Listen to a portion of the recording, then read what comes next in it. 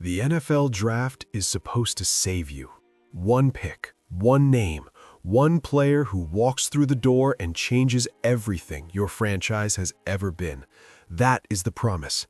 That is why teams spend millions on scouting, thousands of hours studying film, and sleepless nights agonizing over the decision that will define their future for the next decade. And when you get it right, you get Peyton Manning, you get Patrick Mahomes, you get a dynasty. But when you get it wrong, truly catastrophically wrong, the damage does not last one season, it lasts a generation.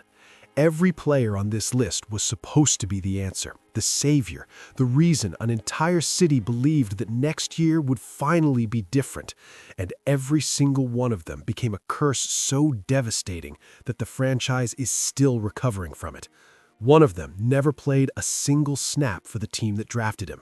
One of them had coaches hand him blank DVDs just to test if he was watching film. Spoiler, he was not. And the stories only get worse from there. Before we begin, this channel is growing fast because of fans like you who demand real football content. If you want the unfiltered truth about the NFL, subscribe right now. Turn on the bell, and if any moment in this video makes your jaw hit the floor, show some love with a super thanks. Every dollar fuels better content for you. Now, let us expose the 10 draft picks that destroyed a franchise forever. We start at number 10 with the Cleveland Browns and Trent Richardson, third overall pick, 2012, a powerful Alabama running back who had won a national championship and looked like a franchise cornerstone. His rookie season produced 950 yards, decent on the surface, but underneath the numbers were screaming. 3.6 yards per carry. He was running into defenders instead of past them. The vision was non-existent. And after just one game of his second season, the Browns traded him to Indianapolis for a first-round pick. One game into year 2. They gave up on the third overall pick before September ended. Richardson was equally invisible with the Colts and was out of the league entirely within 2 years. The Browns used a top 3 pick on a running back who could not find a hole. Another first-rounder burned. Another chapter in the longest book of suffering in professional football. A Penn State running back so electric that he was the consensus top prospect in the entire draft. Cincinnati believed they had found their franchise savior, and in his very first preseason game, before the real season even began, Carter tore his ACL. His entire rookie year gone. But the nightmare continued. More knee injuries followed. Season after season, his body betrayed him. He played only parts of 4 seasons with the Bengals, never becoming anything close to the player they drafted. Cincinnati spiraled into years of futility, and it all started with a number 1 pick whose knees would not let him be great. That might be the cruelest kind of bust there is. Not a failure of effort, not a failure of character, a failure of the human body itself. Number 8 is unlike anything else on this list. Bo Jackson, first overall pick, 1986, one of the greatest athletes in human history, and he never played a single snap for Tampa Bay. Before the draft, Buccaneers owner Hugh Culverhouse arranged a visit that Jackson believed deliberately violated NCAA rules, costing him his remaining college baseball eligibility. Jackson was furious. He felt manipulated, and he made a decision that shook the sports world. He refused to sign. He chose baseball instead. The Buccaneers received nothing. 0. The number 1 overall pick, the most valuable asset in football, completely wasted. Jackson later entered the '87 draft and became a legend with the Los Angeles Raiders. Tampa Bay got an empty roster spot and a lesson in what happens when an owner's arrogance costs you the most gifted athlete on the planet. Charles Rogers, second overall, Detroit Lions, 2003, a wide receiver from Michigan State with speed and hands that scouts compared to the all-time greats. He played 36 career games. He caught 36 passes, total, his entire NFL career. Broken collarbone his rookie year. Broken collarbone again the next year, then substance abuse violations and suspensions that ended everything before it started. By 2005, Rodgers was gone from the league, and 5 years after drafting him, the Lions went 0-16, the first team in NFL history to lose every game in a 16-game season. Rodgers did not cause that record alone, but the wasted draft capital at number 2 overall contributed to the organizational rot that made it possible. 36 catches from the 2nd overall pick. That number should haunt Detroit forever. Number 6 takes us back to Cleveland. Tim Couch, 1st overall pick, 1999, the very first selection of the expansion Browns. A record-setting Kentucky quarterback chosen to build a franchise from nothing. And the Browns gave him absolutely nothing to work with. The offensive line was a revolving door. The skill players were below average. Couch was sacked, battered, and brutalized so relentlessly that his body broke down before he could develop. By 2003, he was cut. Done. And the Browns began a quarterback carousel that would last nearly 2 decades. 20 different starting quarterbacks between '99 and 2018. It started with Tim Couch, a man who was not a bad quarterback. He was a sacrifice, thrown behind a terrible line with no protection, no weapons, and no chance. We are entering the top 5 now, and these are not just bad picks. These are the 5 most catastrophic draft decisions in NFL history. A lineman selected ahead of 4 future Hall of Famers. A quarterback whose contract financially crippled his team. A 1st overall pick who cost 3 additional first-rounders and then had his knee destroyed on national television. The most infamous bust of the 20th century. And at number 1, a player so destructive that his name became a permanent scar on the franchise that chose him. Subscribe right now if you have not already. You do not want to miss this. Number 5, 1989. Remember these 5 names. Pick 1, Troy Aikman, Hall of Famer. Pick 2, Tony Mandarich, Green Bay Packers. Pick 3, Barry Sanders, Hall of Famer. Pick 4, Derek Thomas, Hall of Famer. Pick 5, Deion Sanders, Hall of Famer. 4 of the top 5 picks became Hall of Famers.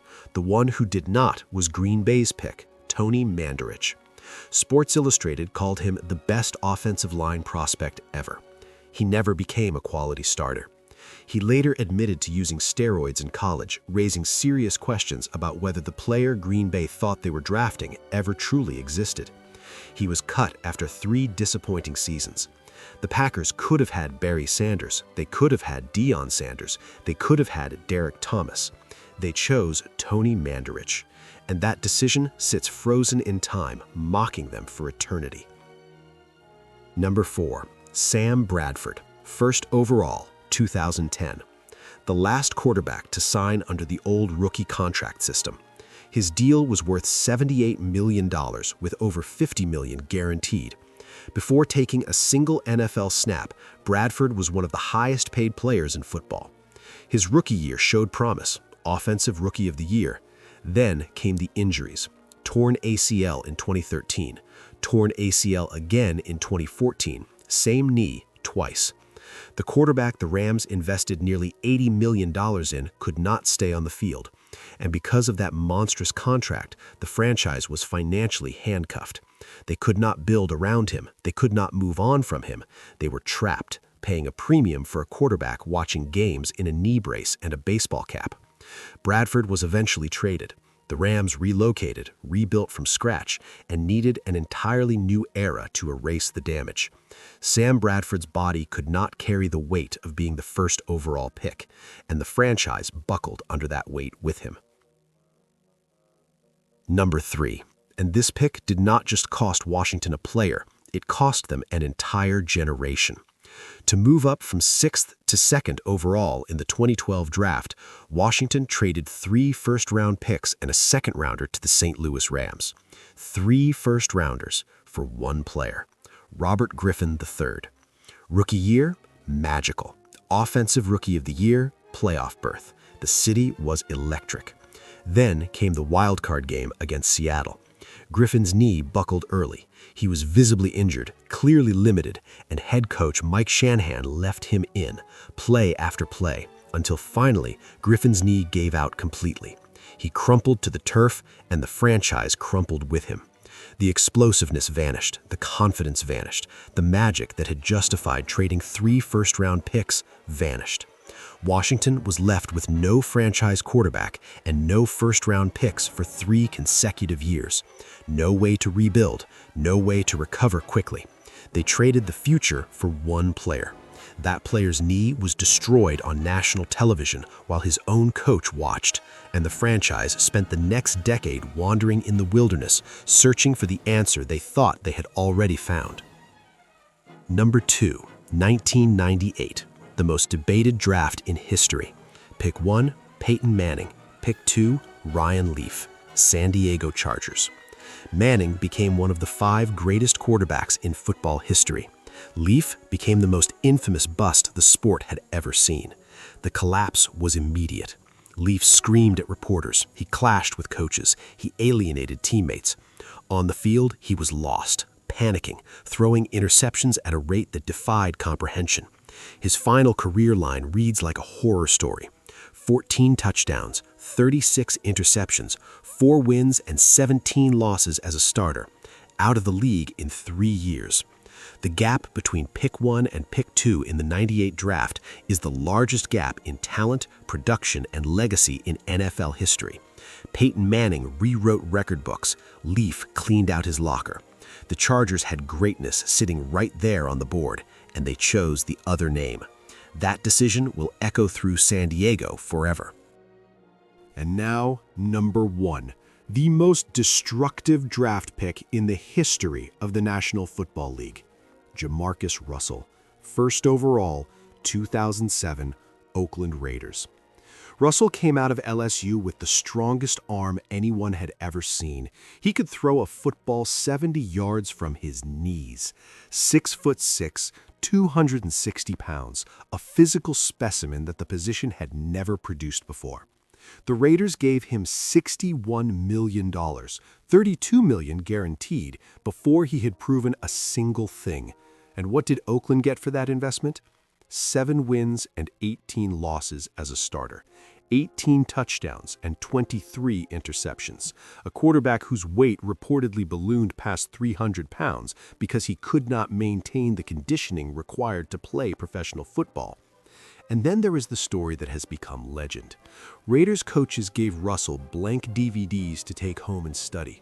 Empty discs, no film on them. They wanted to see if he would come back and say the DVDs were blank. He never did. He either never watched them or he stared at a blank screen and said nothing.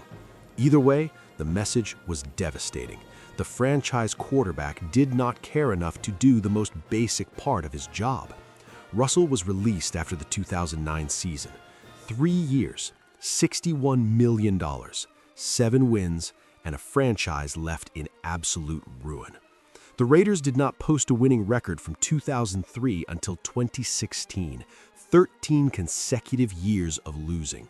And while Russell was not responsible for all of it, the number 1 pick, the player who was supposed to end the suffering, instead buried the franchise deeper.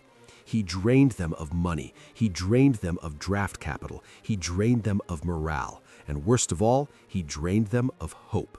When hope dies inside an NFL building, everything dies with it. That is why JaMarcus Russell is number 1. Not because his numbers were the worst, not because his attitude was the most egregious, but because no single draft pick in history inflicted more lasting, more measurable, more devastating damage on the franchise that believed in him. The Raiders chose JaMarcus Russell to save them, and he buried them instead. 1 pick, 1 name, 1 moment that can define a franchise for the next decade. The draft is where empires are built, and it is where empires are buried. Every player on this list was supposed to be the reason everything changed, and every single one of them proved that hope without execution is the most dangerous thing in professional sports. Now tell me, which pick on this list caused the most damage? Which bust still makes your blood boil? Drop a comment right now. I read every single one. Argue with me. Challenge this list. Defend a name if you think I was wrong. The conversation does not end when the video does. It starts. And here's what I need from you. If this video earned your respect, if it gave you something real, then act on it. Subscribe to this channel right now. We are producing elite NFL history content every single week, and every video is better than the last. That is not a promise, that is a standard. Hit subscribe, turn on every notification, share this video with every football fan you know, send it to your group chat, post it everywhere. And if you want to go above and beyond, if you want to be one of the people who helps this channel reach the next level, drop a super thanks right now. Every dollar goes directly into better research, better storytelling, and better content for you. You are not just watching a video, you are building a community, and I need you in it. Subscribe, like, comment, share. I will see you in the next one, and I promise you, it is going to be even bigger than this.